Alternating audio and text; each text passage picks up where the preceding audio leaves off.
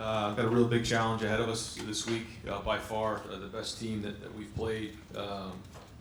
Not only just talent and coaching, but also the environment we're going to be walking into. Scott's done a great job here of building this team up. He's increased the talent, picked up some really good players. Both sides of the ball. They do a really good job of stretching you horizontally and get you with tempo on offense, and then on defense, a lot of different looks and very well coached. So this is going to be by far the biggest challenge of the year for us, going on the road. Night game at one of the toughest places to play in the conference. So we get going today with practice and looking for a good week. We'll open up with questions. Front row middle, Dave. Ryan, when you and your staff get together and talk about some of your guys, who's a guy or two maybe that you think needs to play more, will play more going forward? Just on the whole team? Yeah, just in general, yeah. What we kind of do is we kind of go by position and figure out who deserves to play. And that's what was so great about last week was the guys were able to get in the second half. We were able to get real good grades and a bunch of meaningful snaps in there that we could grade and figure out where they're at. So I don't think there's one guy in particular. I think there's a lot of guys who are proving themselves. And the more reps you get in games, the better it is. That's why that was so meaningful last week. At punt returner, Garrett Wilson looked pretty good in that role. I know it was just one game, but how do you see his role progressing as a punt returner? I think it's going to progress, especially when he does things like he did, which was hit a big return. But we'll kind of see as we go. But the more he can take on, the better for him. He's still a very young player, but obviously very talented. And the more he can take on, the more we'll give him. Front row left, Mitch. Ryan, Adrian Martinez is going to be the best quarterback that you've seen so far, maybe the best athlete. Can you talk a little bit about what he brings and so difficult to defend, and also what will you do differently this week, specifically to prepare for what he can do? Yeah, Adrian's a very talented young man. He's obviously a great kid. We recruited him and spent a bunch of time with him. I recruited him and love he and his family. Great competitor, great leader, got a great way about him. On the field, he's first off, he's big and strong and powerful. He's very athletic. So in terms of the run game, his ability to extend plays with his feet, you got to get him on the ground, which is not easy. He's explosive, he's fast, he's strong, and has good running skills, makes good decisions. And then throwing the ball, he's really accurate. So I think when you combine that together of the ability to run and throw, along with his intelligence and game management, he is by far the best quarterback we've seen. Right behind him, Bill. Ryan, you talked a lot about Justin's ability to create plays and allowing him to do that. I don't know if every head coach would allow his quarterback to do that, especially a young one. I'm just wondering, were you that way at all as a quarterback, and might that inform why you're allowing him to play that way? Well, I just think that it certainly helps when you play the position. Then you've done it, so you understand how it works.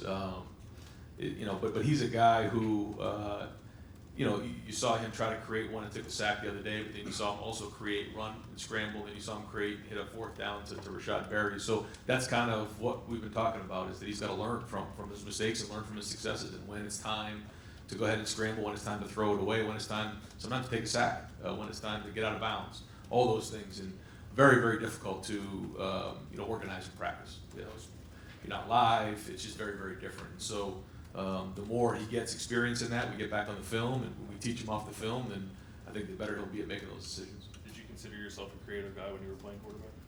I don't know how I'd describe myself. I think my intelligence certainly helped my level of play more than my athleticism. And I think people wonder a lot about different coordinators and play callers sort of meshing together, but how important is it for the offensive play caller and the quarterback to be on the same page, and where do you think you and Justin are in that 4 games into this? Yeah, I think it's very important. I think anytime you call a play, you're talking to the quarterback. We talk to the guys about that all the time. When you call a play, what are we trying to get done with that play?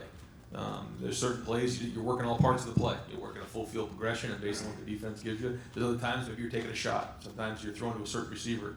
Sometimes the ball's got to get out on time. Sometimes I got to hold it a little bit longer.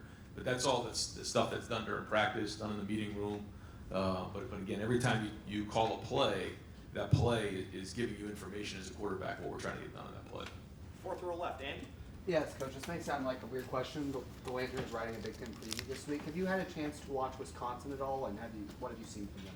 So. Yeah, I've seen just highlights. I've not studied them at all, but we see them in some crossover games. You know, when we study film, and you know, they're off to a great start, and you know, the quarterback looks like he's in a rhythm.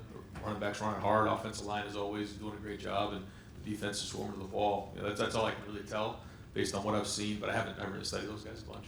Can you talk about Jeffrey Okuda and the ways you've seen him grow since you've been here? Yeah, I think he's done a good job of taking on the technique of just teaching him and embracing that. And now I think the big thing for Jeff is now, you know, where are we going to go as we get into the middle of the season? I think he's flashed. You know, got the interception last week. He's done some good things, but now that, you know, some of the stuff's on film and teams start scheming us up, how are you going to be able to respond to it? Right next door, Murph.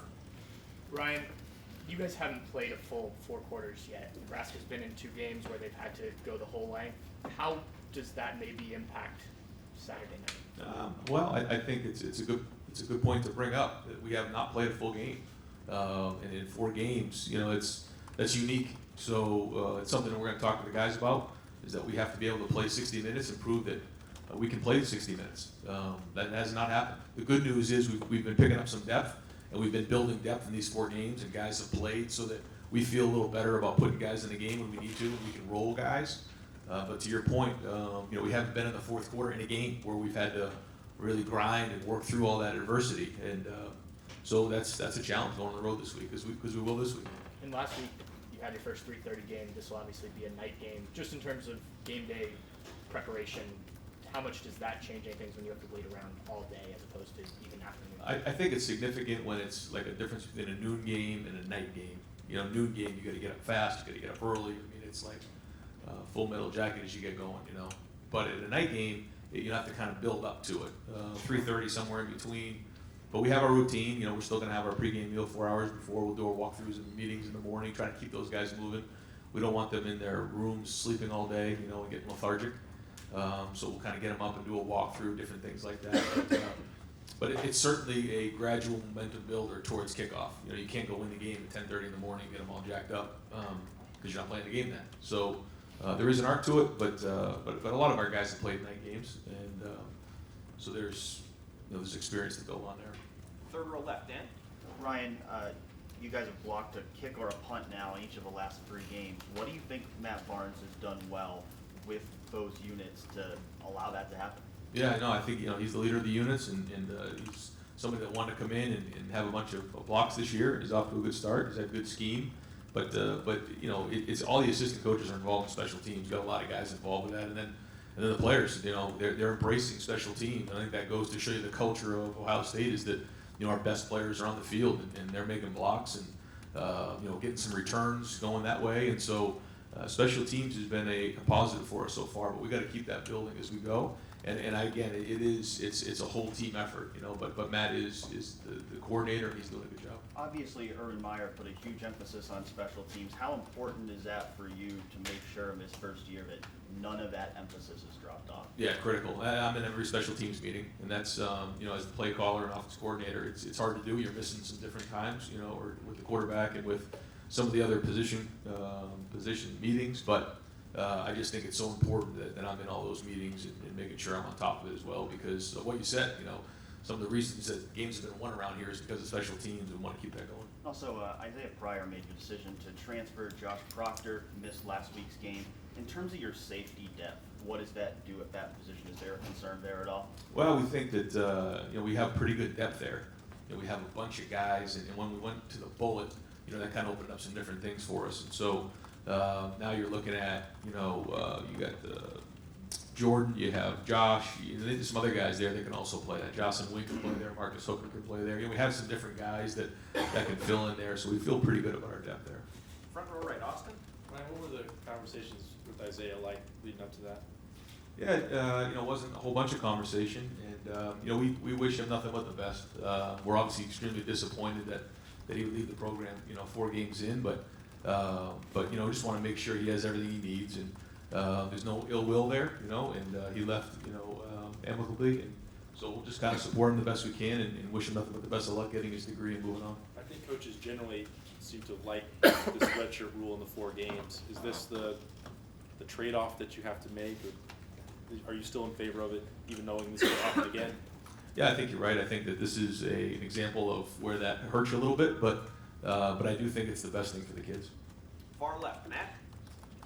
Dovetailing off of the fourth quarter question, you guys have not faced very much adversity this year, or maybe a little bit because you fell behind last week, but is there any way to tell how your guys are going to react in the second half, close game, until it happens, or how do you prepare them for something they haven't had yet? Keep talking to them about it, just keep talking to them about what it's gonna take. We did going into the Indiana game, it didn't come out that way. So we'll just keep talking to the guys about that and making sure that they realize that. I think the older guys who have been through it before do respect that and understand that. I think the younger guys, they have to learn a little bit how that's gonna be. But all you can do is just coach them as hard as you can, inform them of what it's gonna be, and give them the tools ready for when adversity hits, how to handle it. The last couple of years, Ohio State has had road games that just got away from them. Do you as a staff talk about, hey, what happened in those games, when you review that, and is that something you discuss with the team, or you not want to, that's the past and you don't want to worry about that? Yeah, for sure. We talk about it in the off season. We talk about it in the preseason. We talk about it now.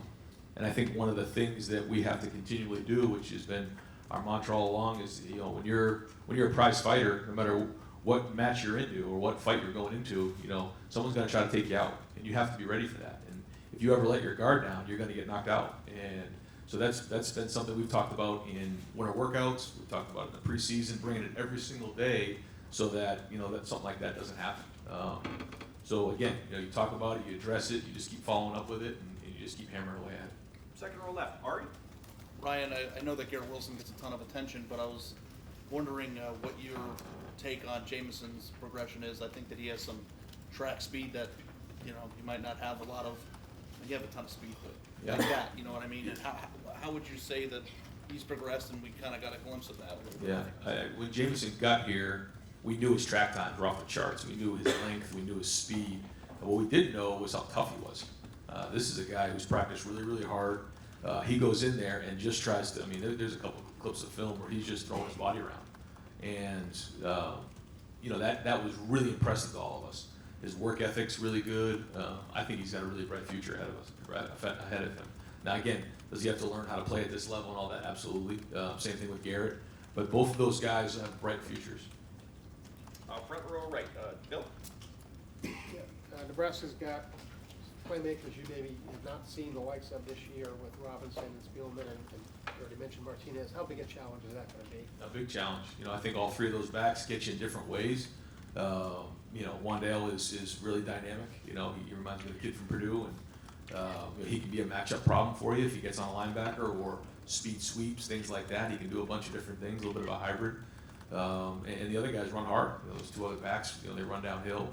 And they got some receivers. Spielman, like you said, is a playmaker, and then Martinez. You have to be able to handle his feet too. That's the other part of this thing. So when you combine that all together with the tempo, it's hard to prepare for. I know that you've had challenges every game, and you don't take any game lightly. But is there something different about this week? It almost feels like the preseason is over. It really starts in earnest this week. Do you get that sense in the building? Well, I think we're trying to approach every game like it's just one game every week, and we're trying not to make it any bigger than the other weeks. I think anytime you're playing, with game day at their place, this is something we've talked about, for a long time, this game, and we know what a challenge it's going to be to go on the road, and how big of a win it would be to get it on the road at a tough place to play, and they'll be all jacked up. It's going to be an electric environment with game day there, and so we have to handle that, and that's our first real challenge as a team. So I think there is a little bit of that feel going on, but just want to be 1-0 at the end of the day. Right next door, Joey. With Adrian Martinez, and when you guys were recruiting him, how close was he to getting the scholarship? Very close, yeah. What was kind of the decision like there? So Adrian didn't play his senior year, and he was dealing with a shoulder injury, and I loved him. He came for, I forget exactly what game it was, but he visited with his family, fell in love with him, great kid. It was just hard for us because there was no senior film, and at the end of the day, we just weren't sure, but had a feeling he was going to be a special player. And so hats off to him. He is a special player, and he's everything he said he was going to be, and we thought he would be, and he's going to have a bright future in college and then beyond. And just looking at your own stats this year, the tempo this year in terms of like plays per minute is a little higher this year. Do you guys feel you're playing faster, or is it early? I don't know. I mean, I think there's times we're playing fast. I still think it's hard to tell because in these 4 games, the second half we haven't been able to really get out there with the ones and finish out a whole game. So tempo is a part of our game, but it's not something we're going to do every week. And we'll just keep using it as we think it fits. Second row right, Kyle. There are a lot of questions about Ohio State entering this season. Just new head coach, new defensive staff, transfer quarterback. And you've essentially clicked on all cylinders these first 4 games. Like if you go back to July and August and how you maybe envision this season, do you think you're ahead of schedule at this point? I don't know. I mean, I do hear what you're saying. I think that we've shown, some flashes, and we played hard, we played tough, we've tackled, but I don't think you know until you start to get into the meat of the season. And I don't know. It's just one of those things. Until you really get going with some of these conference games, you don't really know where you are. I am proud to say that I think we're playing hard, we're playing tough, we're executing. It's clean. There's not a lot of penalties, not a lot of turnovers. Again, but that doesn't mean anything if you don't keep it going. So, I mean, I think it's a solid start, but it's just a start. Front row right, Tim. Yeah, Brian, maybe kind of a dumb question, but is an opponent obligated to tell you what uniform it's going to wear for a game? You know what I mean? Color scheme, et cetera.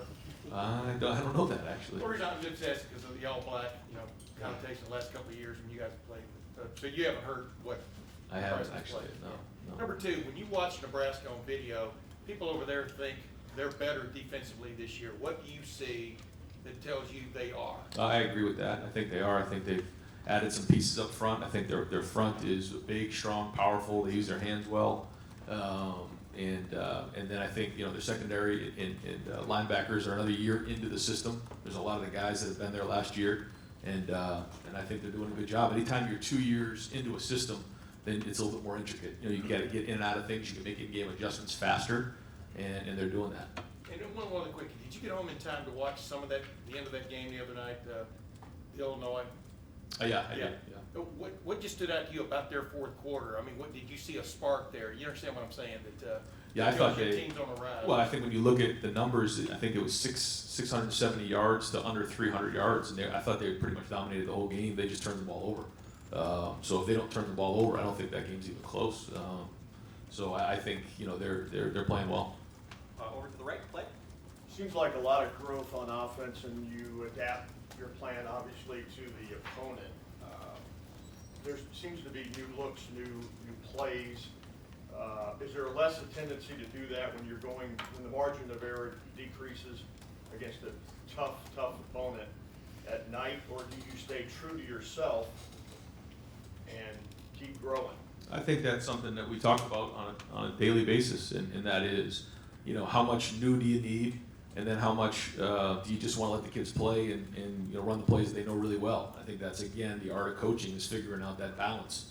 You don't want to just keep running the same plays where schematically you're not giving your guys an advantage, but then you overdo it, and then they're tentative and not sure of themselves. So it certainly matters when you're on the road. I think there's more adversity when you're on the road. There's more things in the environment you have to handle, but again, on a weekly basis, we'll try to make those decisions as we go. And they've picked up things pretty readily, easily. Yeah, I think so. Yeah, I think so. And we do a lot of concept-based teaching, so that we're able to kind of jump in and out of things, as opposed to just, this is a play, this is a concept, and how do you fit into the concept? And when you do that, it's easier to kind of move formations around, change ideas. Maybe, you run a route, but you just tag one guy. Things like that. It's a little bit more concept-based. And that way we're able to kind of, move in and out of formations or personnel groupings. Second row right, Tony. Ryan, when you were devising what kind of defense you wanted, was this one of those, was the Nebraska offense one of those things that you saw that you need a defense that can defend that type of scheme? No, it wasn't just that. I think that was just an overall decision. I mean, certainly we take into consideration all our opponents in the conference when we go about making overall general decisions on scheme. But this is one that we certainly have had a lot of conversation about. And then your receivers overall, you got Austin Mack with 7 catches this year, graded out a champion 3 times. What does it say about the unselfishness of that group that they're continuing to grade out as champions and maybe not produce? Well, they're producing. It's just, their time is coming. And when I think last week, Austin had, maybe 4 targets or something in the first half. Doesn't play in the second half. He has a touchdown called back. If he plays 2 halves, then, if he doubles that, that's 8 targets, that's 2 touchdowns. That's a good day at the office. But, it's just one of those things where, he didn't play in the second half. He hasn't played in some of those games. And so, really, if you've only played 1 half of football for that, for 4 games, the numbers maybe aren't as high. But I think those guys understand that, and their time's coming real fast. Third row right, Rob. Brian, conventional wisdom is that everything in this game cycles. What was before comes back. You've got 2 dual threat quarterbacks. It's hard to see how that's going to go away. That it's going to cycle back to his pocket passer. What are your views on that? Do you see this dual threat guys here to stay, or could it change? No, I agree with what you're saying. I think that when teams, were more designed to stop, backfield, there were big 3 linebackers, and then teams started to spread it out, and then they kind of went to what we call a bullet or hybrid guys in there, and then, as teams start to spread it out even more, like in the Big 12 and things like that, defenses adjust, and then, they're more 3 down front and things like that, and then all of a sudden, on offense, they start bringing it in a little bit more and start to get a little bit big. So I think it's a combination, and I think if you're talking about the quarterback position, I think you try to find the best available, and then it's your responsibility to find the best plays that fit him. But I do think the ability to spread it out, get big, and have the ability to go in and out of those with tempo is the way to the future. And kind of the same cliche type idea. You were in the NFL. People talk about one player being able to change a game. Is that accurate? Is that something we just say? And from your experience, how does that play out? How do you game plan that? Chase Young on defense. Sure. No, I think dominant players can absolutely make an impact on a game. I know he can't just do it alone, but he absolutely can make a difference. One guy, and whether it's a 3 technique on defense, whether it's a safety, whether it's a running back, quarterback. I think that great players can make an impact on a game. Far left, Ryan. Coach, Justin has had to process so much in the time that he's played. How would you compare the kid that you see now versus August and earlier in January? Yeah, I think he's 4 games in. He's got a spring and a preseason under his belt, and that's good. But there's still a lot to be learned, a lot to see as we get going in these conference games. So he has grown for sure, and he will continue to grow. And he's got a good approach to him, and he's got the right mindset. But there's going to be adversity along the way, and he's going to have to handle that. And that's you look back on all the great quarterbacks; they have to handle that the right way. They have to improve when things like that come into play and handle it the right way. And he will. But yeah, he's much further along now than he was then. Has there been a moment or an exchange that you had where you went, all right, we're there now, we're getting there? I mean, there's definitely times where we see improvement, and there's always aha moments where you're like, okay, he sees this concept now, but it's certainly a long way to go. Second row center, Bruce. How are the coaching challenges different to get a team with 6-win talent to win 9, or a team with 10-win talent to win 12? Yeah, I think that's an interesting question. I don't know if I have a great answer to that, but certainly, leadership is huge. And so, talent can take you so far, but leadership is what's really important. And then we have to do a great job with our toughness and our effort. Those are really important. So, if someone could tell you that they out-toughed you or outplayed you or out-effort, gave better effort than you did, then that's not good. If you can, at the end of the day, you can say, I played tougher, I played smarter, played harder than the other team, and then we were more prepared, emotionally, spiritually, physically, ready to go. I think, you're going to give yourself a chance to get, from whether, again, like if it's 6 to 8 or 10 to 12 or whatever it is, you got to take care of those type of things. I just wonder if it's a harder sell to get guys to believe they can be 3 games better from 500, or to get a team to believe when it's winning 76-5, no, there are things wrong here. Yeah, I don't know if I have a great answer for that either, but that's the art of coaching, 18, 19, 20-year-old kids. You just keep going at it every day, and you make the best decisions you can. you try to motivate the staff to a certain message each week, and you just keep hammering away at it, and you teach them. For you with your team, is it more telling what you see in practice or what you see in games? It's both. Yeah, it's both, because you practice more than you play. And, if you see certain things in practice, you typically will see them in a game. Front row left, Nathan? Going back to the Justin questions, he seemed kind of excited, not maybe excited is not the right word, but being down early, having a little bit of adversity, obviously hasn't really had his back against the wall yet. Are you trying to, what sort of scenarios are you putting him in practice to kind of try to replicate that and challenge him those ways? That's usually done in the preseason, where you put him up against it, or you get him in the second long drill where you got to play third and move him back, whatever it is. This time it's more about installing the plays, and it's about learning the concepts that we're putting in the game plan and things like that.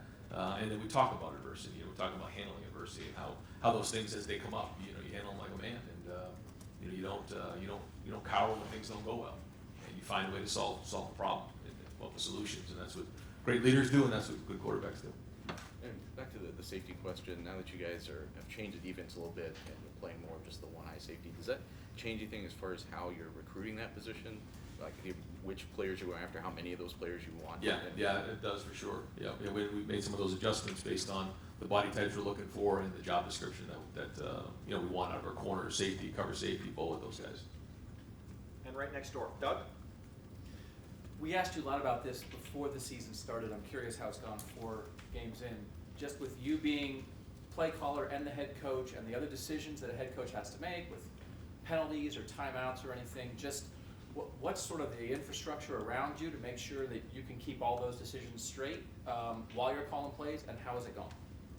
Yeah, it's gone okay so far. I think we'll keep working on it, but I think that in game, it's Kevin and Mike and the guys on offense, Stud and those guys on the headset talking about what adjustments or what we like the next series, what's going on in the last series, flipping over on defense and being there for those guys, whatever they might need or something I might have seen. Talking to special teams, what are we going to do this time around? Are we going to punt? Are we going to go safe? Whatever those conversations are, and then when it comes down to end of the half stuff, I'm pretty locked in there. I got again Kevin and Mike to kind of let me know if there's something that comes up with timeouts or taking a knee or things like that. But most of those scenarios have been gone over already. In our Friday walkthrough or during the week, and then off the field, it's everybody here. It's Mark, it's Ryan Stamper, it's Volt, Quinn, and those guys. They've done a great job of keeping a lot of things off my plate during the week. Is it when you're trying to think of how even if you're not on offense in that moment, we're trying to attack them. What are we going to do next?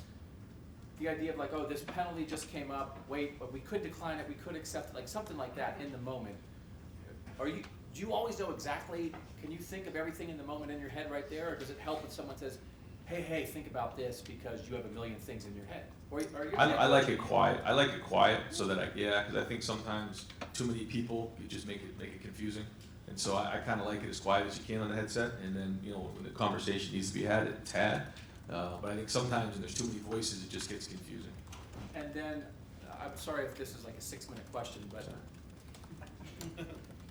when the difference of calling plays as a offensive coordinator and as a head coach, not in the logistical sense, but in the sort of the weight you feel of it or your responsibilities of it. I would imagine that it could be that hey, when you're the offensive coordinator, I'm just worried about the offense. I can do what I want. The head coach has to worry if I put the defense in a bad spot. And then when you're the head coach, it's man, I'm not just thinking a flea flicker here would be cool. I've got to think, what does this mean for our defense? What does it mean for special teams? I would think maybe as a head coach, you want to be collaborative. You want to make sure everybody has their own voice. But also I would maybe think as a head coach, you think finally I get to do whatever I want. Right? Very, very comprehensive question. I like to lay out all the scenarios and you can pick one. My answer is yes. Yeah. No, I hear exactly what you're saying. Is it different? It is different. It is different. I think that I take a lot of pride in the fact that, and I think all the guys on offense, is that it's not about just scoring the most amount of points or just getting the most amount of yards and trying to pad your stats. It's about what the plan to win and winning. But I do think you notice the defense, and I think as time goes on, hey, maybe the defense has been on the field a little bit. They're a little tired, may want to slow down here, or hey, defense is rolling pretty good. Let's pick up the pace on this thing. I think you do see it from a little bit of a wider scope. But at the end of the day, you know, you got to do what's best for the team, and that's always been the case. And what percent of it is, I'm the guy in charge, I finally can do exactly what I want to do? Is there some component of that I'm not fitting my ideas to, you know, the head coach has the final say, we all work on it together? Is there some freedom in that of like, this is exactly how I want to run offense? I think we've always done it that way, where you know, everybody gets into a room, we put it on the board. Once it's on the board, we all agree on it, and it's a group effort. And you know, that's everybody involved. That's not just me. And you know, whether it's, you know, Kevin, Mike, Stud, the guys on defense, it's Greg, it's Jeff, it's all those guys involved in it. So it's not just one person. And you know, I think sometimes there's really good arguments. There's good, you go back and forth, but then once we leave that room, we come up with the right decision, and then we all support it. He really wants to know if you throw it 4 times from the 5-yard line. There are parallels. Coach, thank you very much.